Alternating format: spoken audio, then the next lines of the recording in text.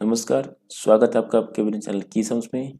आज हम पढ़ने जा रहे हैं एक एपी का एक क्वेश्चन जिसमें आपको 21st टर्म और 7th टर्म का डिफरेंस क्वेश्चन में गिवन है। ठीक है, तो ये दे रखा है आपको, जो कि दे रखा है 84। ठीक है, तो लिख देते हैं। आपको दे रखा क्वेश्चन में A21 माइनस में A7 which is equal to 84, right. तो आपने एक आइडेंटिटी पढ़ी होगी, एक आइडेंटिटी होती है ए एन एन टर्म की। तो ये होता है ए प्लस में एन माइनस वन इंटू में डी। ठीक है, तो ये आइडेंटिटी को यूज़ करेंगे, तो लगा देते हैं। तो ए 21 टर्म्स का फॉर्मूला हो जाएगा ए 21 माइनस वन इंटू में डी। ठीक है, माइनस में 7 टर्म का फॉर्मूला हो जाएगा ए प्लस में 7 माइनस वन इंटू में डी। ठीक है, और दोनों का डिफरेंस क्वेश्चन में गिवन है 84, तो इक्वल टू में 84 लिख दिया। अब ब्रैकेट को ओपन कर देते हैं। तो ए और 21 माइनस वन करेंगे तो 20 डी हो जाएगा। ठीक है, तो ये हो गया आपका, माइनस करेंगे तो जगह ए प्लस में 6d हो जाएगा इक्वल टू में 84। ठीक है, अब ब्रैकेट ओपन करके हो जाएगा ए प्लस में 20d, और ये ब्रैकेट ओपन करें तो माइनस का ए हो जाएगा, और minus plus minus again 6d हो जाएगा 84। तो ए में से ए कैंसिल करेंगे तो कितना बचेगा, कैंसिल दोनों। ठीक है, और 20d माइनस में 6d करेंगे तो कितना बचेगा 14d इक्वल टू में 84 हो जाएगा। ठीक है, तो d इक्वल टू में 84 अपॉन में 14 करेंगे। ठीक है, तो d की वैल्यू मेरी निकल जाएगी कितनी, 6। ओके, नाउ कॉमन डिफरेंस कितना आ गया, आपको कॉमन डिफरेंस आ गया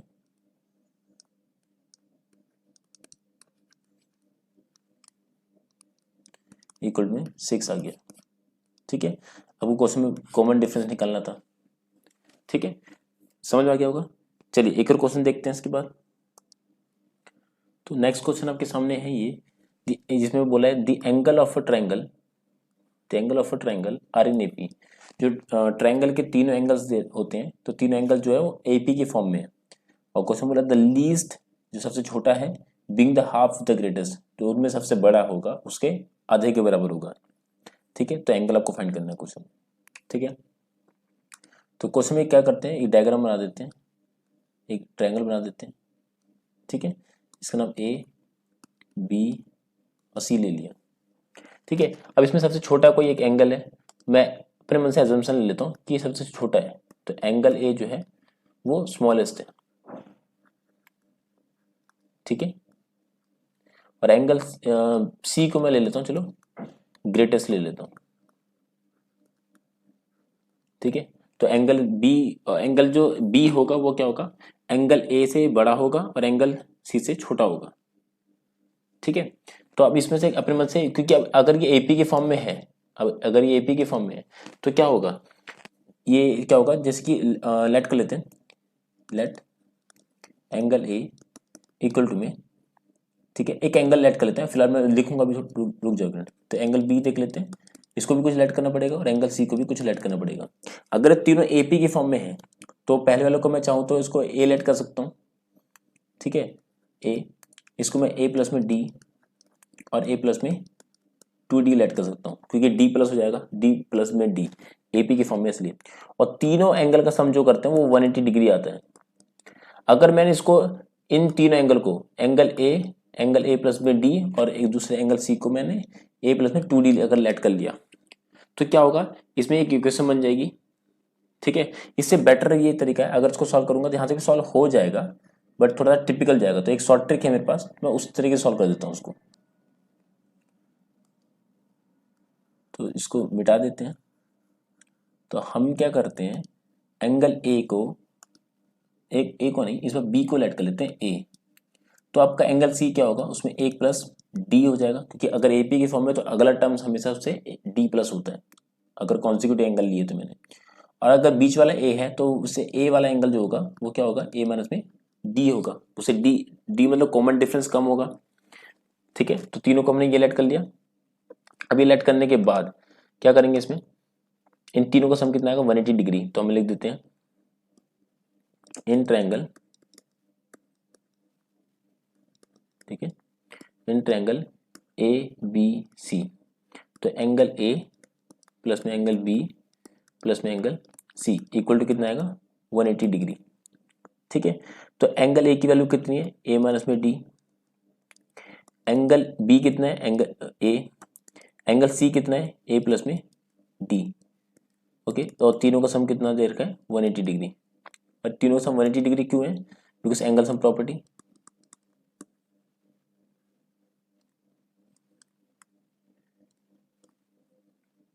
ठीक है, एंगल सम प्रॉपर्टी मतलब कोई भी ट्रायंगल के जो तीनों एंगल होते हैं उनका सम कितना होता है 180 डिग्री होता है, इसलिए मैंने इसको तीनों का सम 180 डिग्री लिख दिया है।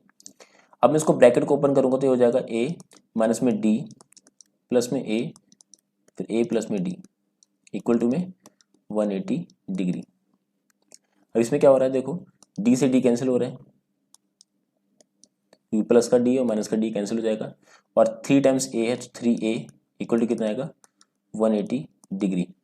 तो ए के लिए कितना आ जाएगी, डिवाइड में जाने के बाद 60 डिग्री, तो एंगल ए कितना निकल गया 60 डिग्री निकल गया, मतलब एंगल ए नहीं ए की वैल्यू, इट मीन्स बी जो निकल गया हमारा वो हमारा 60 डिग्री निकल चुका है। ठीक है, अब क्या करते हैं, अब आगे सॉल्व करते हैं। अब आगे कुछ इक्वेशन गिवन देखो, द लीस्ट जो है, जो सबसे छोटा एंगल है जो कि हमने क्या लेट करा है उसको ए लेट करा है, और जो सबसे बड़ा है, जो सबसे बड़ा है ना, ठीक है, जो सबसे छोटा है वो हाफ है सबसे बड़े से, और सबसे बड़ा कौन सा एंगल है सी।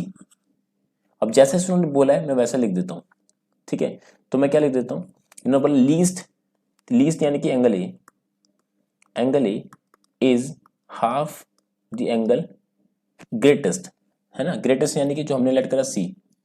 जैसे इन्होंने बोला तो लीस्ट बिंग हाफ, तो लीस्ट जो है सबसे छोटा जो है वो आधा है किससे, सबसे बड़े वाले ट्रायंगल से, बड़े वाले एंगल से सॉरी, तो मैंने वही लिख दिया इसमें। ठीक है, अब एंगल ए की वैल्यू पुट कर देता हूँ जो कि है ए माइनस में डी, और इसकी वैल्यू पुट कर देता हूँ एंगल ए प्लस में डी। ठीक है, तो टू लेफ्ट साइड शिफ्ट करेंगे तो जाएगा 2a माइनस में डी इक्वल टू में a प्लस में डी।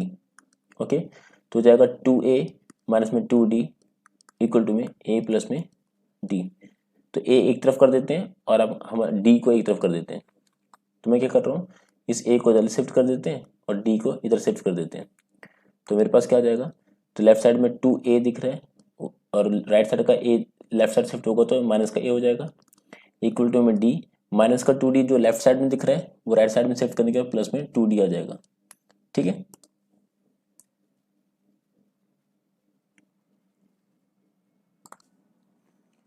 तो ये आ गया 2a माइनस में a करें तो a आ गया। ठीक है, इक्वल टू में कितना आ गया 3d, जो हमारा a है वो 3 टाइम्स ऑफ d है, तो एंगल एक हमने निकाल दिया है, कितना है, a के लिए निकाल दिया 60 डिग्री, तो ये हो जाएगा 3d, तो d के लिए कितनी निकल जाएगी 60 अपॉन में 3, तो d के लिए निकल गया हमारी 20। ठीक है, अब ये भी निकल गया है, d भी निकल गया, a की वैल्यू भी निकल गई है, तो हमने जो लेट करा था उसमें वैल्यू पुट कर देते हैं, तो एंगल a हमने लेट करा था a माइनस में d, और एंगल b को लेट करा था हमने a, और एंगल c को लेट करा था हमने a प्लस में d। तो हम क्या करते हैं यहाँ पर इन सब की वैल्यूज पुट कर देते हैं। ठीक है, तो ये वैल्यू पुट कर देते हैं, तो a माइनस में d यानी 60 माइनस में d यानी 20, तो हमारा हो जाएगा ये 40 डिग्री।